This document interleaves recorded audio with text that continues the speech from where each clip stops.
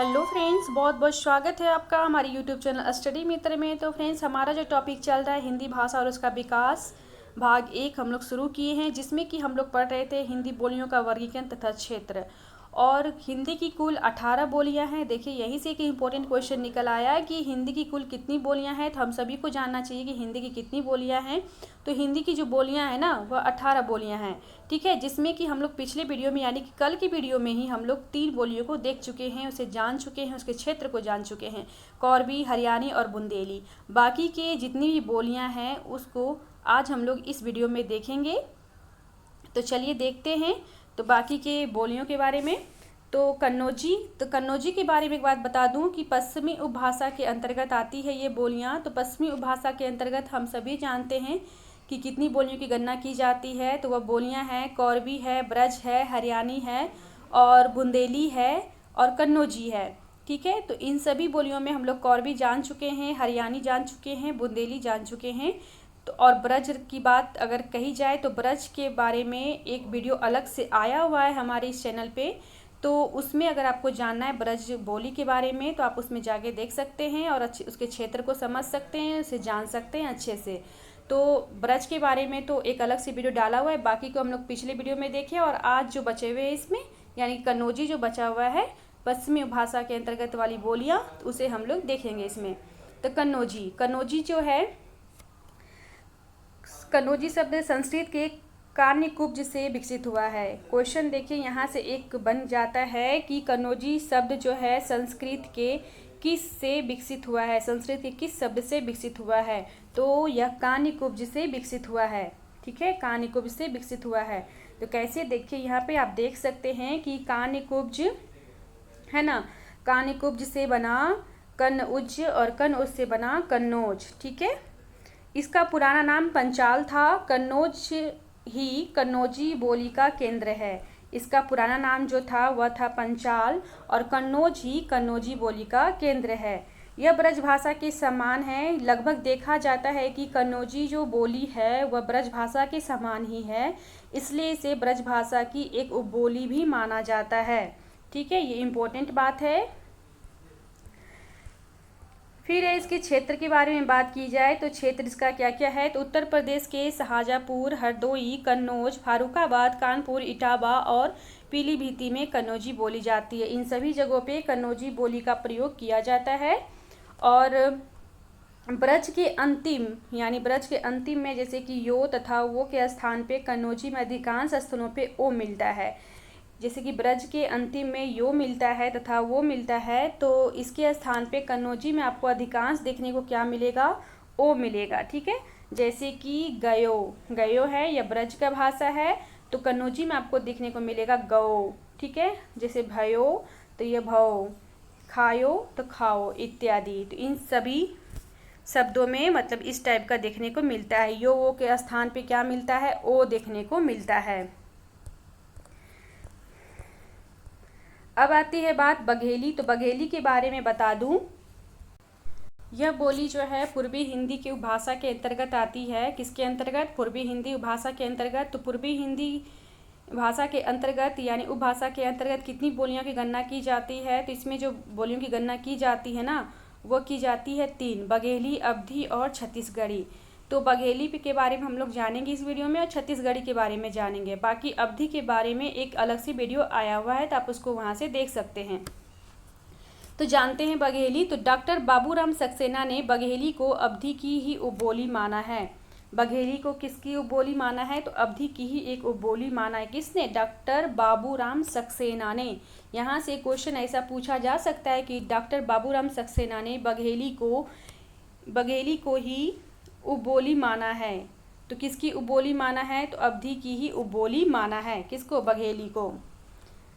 Next point आता है इसमें कि इसका उद्भव जो है अर्धमागधी अपभ्रंश के एक क्षेत्रीय रूप से हुआ है। इसका उद्भव कैसे हुआ है, तो इसका उद्भव जो हुआ है अर्धमागधी अपभ्रंश के ही एक क्षेत्रीय रूप से हुआ है। ये भी एक इम्पोर्टेंट लाइन है। बघेली को दक्षिणी अवधी भी कहा जाता है। ये भी बहुत ही इम्पोर्टेंट है। ऐसे इसमें जितनी भी बातें आएंगी सब इम्पोर्टेंट ही आएगी, क्योंकि इम्पोर्टेंट जो बातें थी, जो महत्वपूर्ण बातें थी, उसे ही मैंने इसमें नोट किया है। तो बघेली को दक्षिणी अवधी भी कहा जाता है। क्षेत्र के बारे में अगर बात की जाए तो यह बोली मध्य प्रदेश के दमोह, जबलपुर, मंडाला, बालाघाट, उत्तर प्रदेश के बादा, फतेहपुर, हमीरपुर इत्यादि जिलों में कुछ भागों में प्रचलित है। तो यह सभी जो है, इन सभी जगहों पे किसका प्रयोग किया जाता है? तो बघेली का प्रयोग किया जाता है, बघेली बोली का प्रयोग किया जाता है। बघेली के अंतर्गत क्या होता है? बघेली के अंतर्गत सर्वनाम में देखने को मिलता है क्या कि मुझे के स्थान पे मवा, है ना, मवा या फिर मोही, है ना, तुझे के स्थान पे त्वा या फिर तो ही, विशेषण में हा प्रत्यय लगता है, जैसे कि मरकहा या फिर गंजाहा, कटहा इत्यादि। यानी कि बघेली में सर्वनाम जो आते हैं तो सर्वनाम में मुझे के स्थान पे मोही यानी कि मवा, तुझे के स्थान पे तवा, इस टाइप का प्रयोग किया जाता है ना। और विशेषण में क्या होता है कि हाँ प्रत्यय लगता है, जैसे कि मरकहा, यानी हर चीज़ में विशेषण में हा लगता है।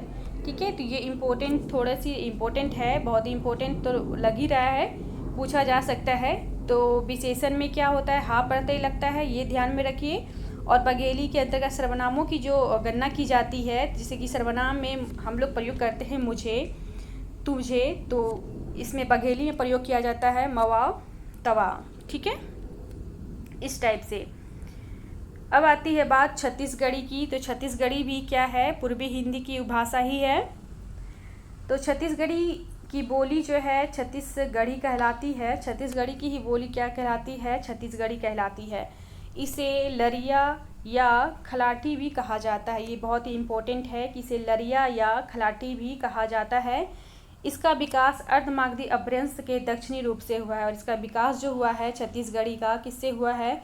तो अर्धमागधी अपभ्रंश के दक्षिणी रूप से हुआ है। छत्तीसगढ़ी की मुख्य उपबोलियां कौन कौन सी है? तो छत्तीसगढ़ की मुख्य उपबोलियां हैं सरगुजिया, सदरी, बेगानी, बिंजवाली आदि। ये सभी जो है क्या है? छत्तीसगढ़ी की मुख्य बोलियां यानी कि मुख्य उपबोलियां है। क्षेत्र के बारे में बात की जाए तो क्षेत्र इसका कौन कौन सा है? तो क्षेत्र है सरगुजा, कोरिया, बिलासपुर, रायगढ़, खेड़ागढ़, रामपुर, दुर्ग, नंदगांव इत्यादि। ये सभी क्या है? छत्तीसगढ़ी का क्षेत्र है, जहाँ पे छत्तीसगढ़ी बोली का प्रयोग किया जाता है। छत्तीसगढ़ी में एक बात और छत्तीसगढ़ी में यह बात देखने को मिलती है कि स के स्थान पे छ तथा छ के स्थान पे स बोला जाता है। क्या बोला जाता है? समझिएगा इस बात को कि स के स्थान पे छ का प्रयोग होता है और छ के स्थान पे स का प्रयोग होता है। जैसे कि देखें यहाँ पे उदाहरण है कि सीतापुर को यहाँ पे बोला जाता है छत्तीसगढ़ में छीतापुर, है ना। स के जगह पे किसका प्रयोग हुआ? छ का प्रयोग हुआ और छ के जगह पे स का प्रयोग होगा। तो यहाँ पे है छेना को यहाँ पे बोला जाता है सेना, है ना। समझ गए इस बात को। अब आती है बिहारी हिंदी। तो बिहारी हिंदी के बारे में जानते हैं। बिहारी हिंदी, तो जॉर्ज ग्रियर्सन ने भोजपुरी, महगी और मैथिली बोलियों को बिहारी हिंदी उपभाषा कहा है। ऐसा क्वेश्चन में पूछा जा सकता है कि अक्सर ये पूछा जाता है, जो विद्वान होते हैं ना, भाषाविद जो होते हैं, जो विद्वान होते हैं, उनसे रिलेटेड बहुत सारे क्वेश्चन पूछे जाते हैं। तो जॉर्ज ग्रियर्सन ने भोजपुरी, महगी और मैथिली बोलियों को बिहारी हिंदी उपभाषा कहा है। ऐसा क्वेश्चन पूछा जा सकता है कि भोजपुरी, महगी और मैथिली बोलियों को बिहारी हिंदी का उपभाषा किसने कहा है? तो जॉर्ज ग्रियर्सन ने कहा है। फिर नेक्स्ट पॉइंट आती है कि बिहारी हिंदी के दो भागों में विभाजित किया जा सकता है, यानी दो भाग है इसके बिहारी हिंदी के। कौन कौन से? पूर्वी बिहारी और पश्चिमी बिहारी। कौन कौन से? पूर्वी बिहारी और पश्चिमी बिहारी। तो पूर्वी बिहारी के अंतर्गत देखते हैं कि कौन कौन सी भाषा यानी बोलियां आती हैं। तो पूर्वी बिहारी के अंतर्गत मैथिली और महगी की गणना की जाती है, यानी दो बोलियों की गणना की जाती है। और पश्चिमी बिहारी के अंतर्गत केवल भोजपुरी बोली आती है ना। पश्चिमी हिंदी के अंतर्गत, पश्चिमी बिहारी की बोली के अंतर्गत क्या होता है? केवल भोजपुरी बोली आती है। और पूर्वी बिहारी के अंतर्गत जो है मैथिली और महगी दो बोलियों की गणना की जाती है। बिहारी हिंदी का उद्भव जो है मागधी अपभ्रंश से हुआ है। और बिहारी हिंदी का उद्भव किससे हुआ है? तो मागधी अपभ्रंश से हुआ है। ये क्वेश्चन पूछा जा सकता है कि बिहारी हिंदी का उद्भव किससे हुआ है? तो मागधी अपभ्रंश से हुआ है। अब आती है भोजपुरी। तो भोजपुरी जो है, इसमें मैं सभी का नंबर नहीं नोट की हूँ कि कब से, मतलब 1 2 3 18 कुल बोलियाँ हैं। तो वैसे मैं जितनी भी बोलियां हैं सभी को मैं हाइलाइटर से यानी कि उससे पॉइंट बना के लिखी हूँ। तो आप लोग जब आप नोट करेंगे तो इसे नोट कर लेंगे सीरियल वाइज कि 18 के 18 बोलियां हैं। तो शुरू से कौरवी से स्टार्ट करना है, 1 2 3 ऐसे करके, और सभी में आप नंबर बैठा लेंगे, ठीक है। तो भोजपुरी बोली जो है, इस बोली का अर्थ में मतलब बोली के अर्थ में, भोजपुरी बोली के अर्थ में भोजपुरी का सर्वप्रथम प्रयोग जो किया गया था, बोली के अर्थ में इसका प्रयोग जो किया गया था सबसे पहले, वह किया गया था 1789 ईस्वी में। कब किया गया था? 1789 ईस्वी में किया गया था। और इसके बारे में एक कहानी होती है यह कि यह शब्द जो है काशी के राजा चेत सिंह के सिपाहियों की बोली के लिए प्रयुक्त हुआ था। भोजपुरी बोली जो है, यह शब्द काशी के राजा जो थे चेत सिंह के जो सिपाहियों की जो बोली थी उसी के लिए यह प्रयुक्त हुआ था। बिहार राज्य के भोजपुर जनपद इस बोली का केंद्र है। यह क्वेश्चन पूछा जा सकता है कि बिहार राज्य का भोजपुर जो है क्या है? भोजपुरी बोली का केंद्र है। कौन सा? तो भोजपुर जनपद जो है भोजपुरी बोली का केंद्र है। भोजपुरी का अधिकांश भूभाग जो है उत्तर प्रदेश और कुछ भाग जो है बिहार प्रांत में है। भोजपुरी का जो अधिकांश भूभाग है वह क्या है? उत्तर प्रदेश में है और कुछ बिहार प्रांत में है।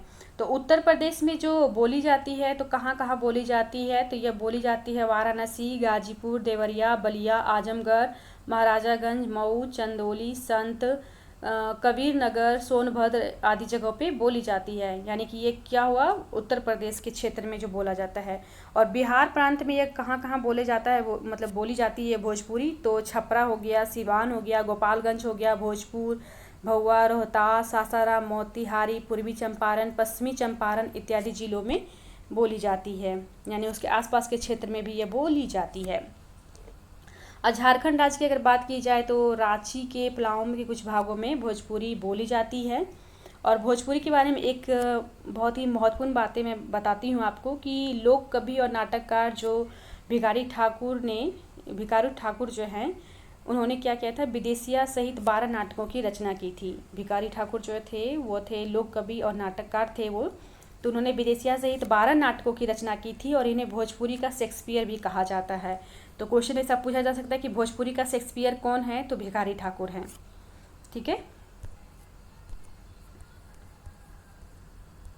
अब आती है बात महगी की। तो महगी शब्द जो है मागधी का ही विकसित रूप है। मगही शब्द जो है किसका है? मागधी का ही विकसित रूप है। मगही या मागधी का अर्थ होता है मगध की भाषा, ठीक है। मागधी या मगही का जो अर्थ होता है वह होता है मगध की भाषा। यह बोली बिहार राज्य पटना, गया, मुंगेर, जहानाबाद, नालंदा, नवादा, जमुई, शेखपुरा, औरंगाबाद, लखीसराय, भागलपुर तथा झारखंड राज्य के पलामू, हजारीबाग तथा उसके निकटवर्ती भूभाग में बोली जाती है। इन सभी जगहों पे जो है किसका प्रयोग किया जाता है? मगही का प्रयोग किया जाता है। मगही के बारे में एक बार और बता दूं कि मगही का जो परिनिश्चित रूप जो देखने को मिलता है वह गया जिला में देखने को मिलता है, यानी मुख्य रूप से वहीं पे प्रयोग किया जाता है। और पटना की मगही पर जो है ना मैथिली, भोजपुरी तथा उर्दू का कुछ प्रभाव देखने को मिलता है।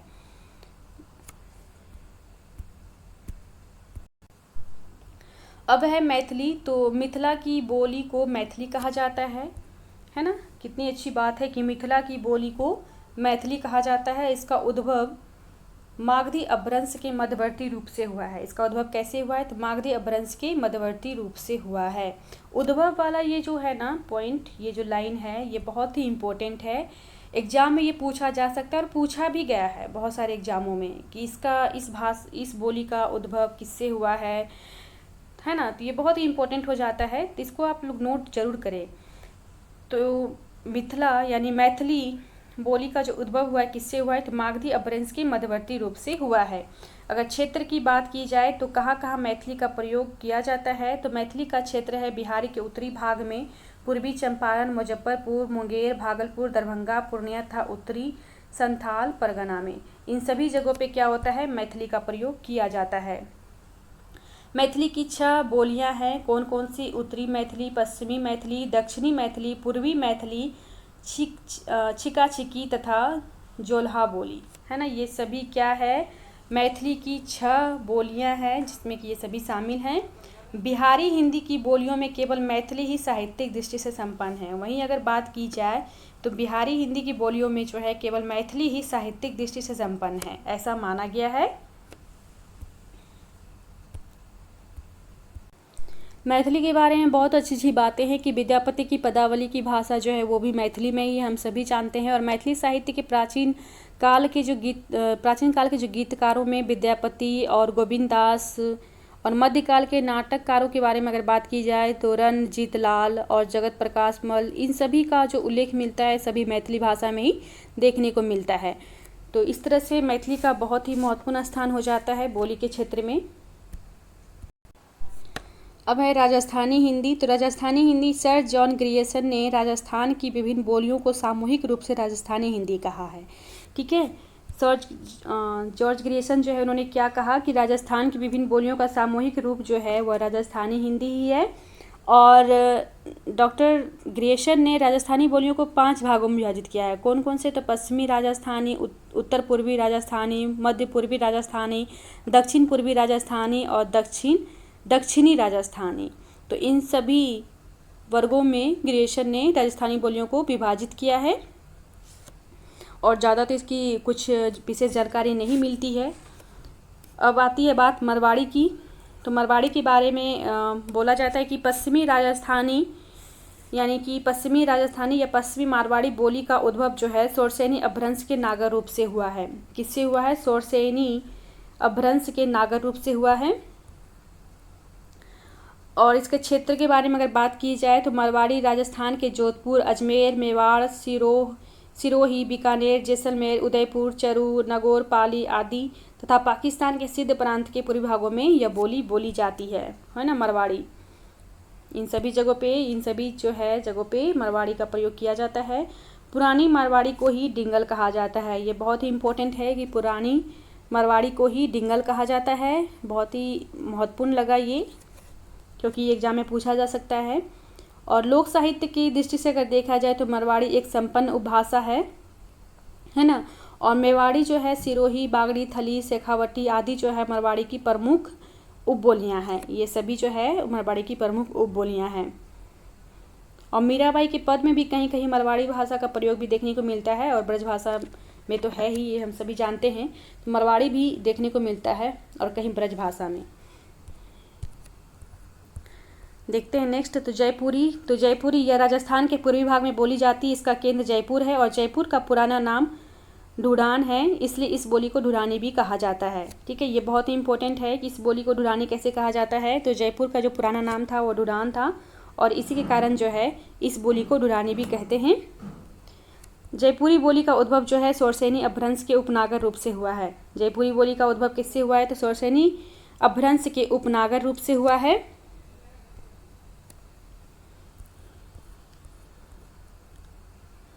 अब है मेवाती।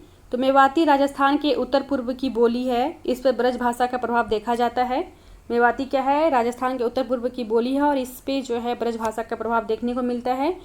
इसकी एक मिश्रित उपबोली है अहिरवाटी है एक मिश्रित उपबोली जो गुड़गांव, दिल्ली, करनाल के पश्चिमी क्षेत्रों में बोली जाती है। इस पे हरियाणी का प्रभाव देखने को मिलता है। इस बोली पे है ना, मेवाती बोली पे हरियाणी का प्रभाव देखने को मिलता है।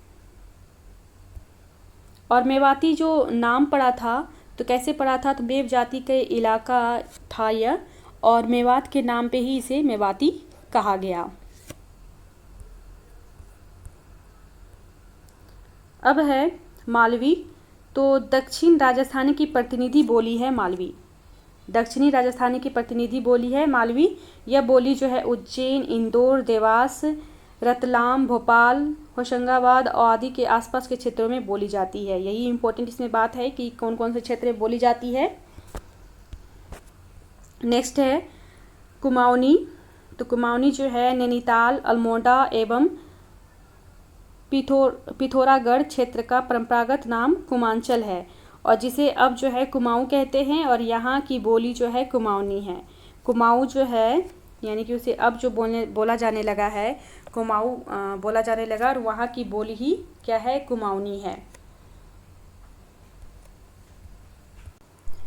इस बोली पे जो है ना चीनी भाषा परिवारों का प्रभाव भी देखने को बहुत सारा मिलता है।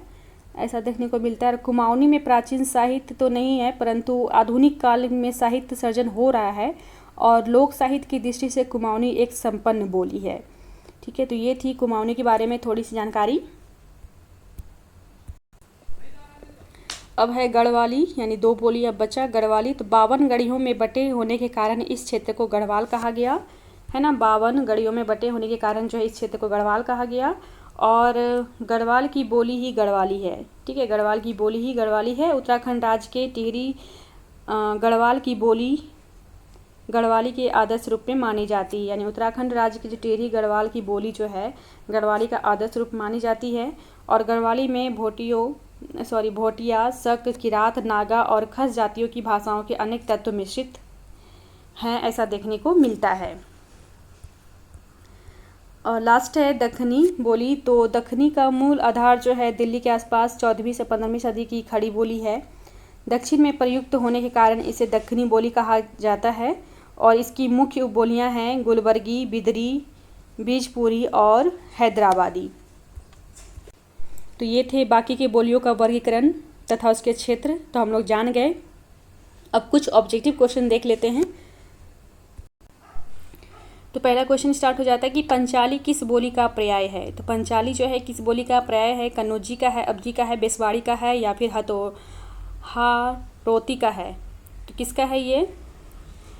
तो इसका सही आंसर क्या हो जाएगा? कन्नौजी हो जाएगा। अभी हम लोग पढ़े भी थे कन्नौजी। तो पंचाली किस बोली का पर्याय है? तो कन्नौजी का है। नेक्स्ट क्वेश्चन है कि हिंदी की कुल कितनी बोलियां हैं। तो हिंदी की कुल कितनी बोलियां हैं? 15 है, 16 है, 17 है, 18 है। इसका भी बिल्कुल आप लोगों ने सही आंसर लगाया होगा। कुल बोलियां कितनी हैं? तो 18 है ना। 18 बोलियां हैं। तो 18 कौन कौन सी बोलियां, एक बार फिर से मैं रिपीट कर देती हूँ। कौरवी है, ब्रजभाषा है, हरियाणी है, बुंदेली है, कन्नौजी है, दक्खनी है, अवधी है, बघेली है, छत्तीसगढ़ी है, मरवाड़ी है, जयपुरी है, मेवाती है, मालवी है, पश्चिमी पहाड़ी, मध्यवर्ती पहाड़ी, भोजपुरी, महगी और मैथिली। ठीक है, तो ये सभी हैं क्या है? 18 बोलियां हैं हिंदी के, जिसका वर्गीकरण और क्षेत्र भी हम लोग देखे। नेक्स्ट क्वेश्चन है कि खड़ी बोली को मर्दानी भाषा किसने कहा। तो खड़ी बोली को मर्दानी भाषा किसने कहा? सुनीति कुमार चटर्जी ने कहा, डॉक्टर धीरेन्द्र वर्मा ने, राहुल संस्कृत्यानंद ने, डॉक्टर भोलानाथ तिवारी ने। इसका ऑप्शन नंबर ए सही हो जाएगा। सुनीति कुमार चटर्जी ने कहा था खड़ी बोली को मर्दानी की भाषा।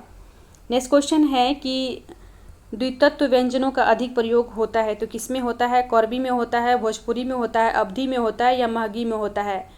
तो द्वितत्व व्यंजनों का जो सबसे अधिक प्रयोग होता है किस में होता है? तो यह कौरवी में होता है। ऑप्शन नंबर ए इसका सही हो जाएगा। तो ये थे कुछ ऑब्जेक्टिव क्वेश्चन और हम लोग हिंदी बोलियों का वर्गीकरण अच्छे से जान चुके। यह आज जो है चैप्टर पूरा का पूरा कंप्लीट हो चुका। नेक्स्ट वीडियो में हम लोग नए टॉपिक के साथ फिर उपस्थित होंगे। तब तक के लिए धन्यवाद। अगर आपको ये वीडियो अच्छा लगे तो लाइक भी ज़रूर कर दीजिएगा। मिलते हैं अगले वीडियो में, तब तक के लिए धन्यवाद।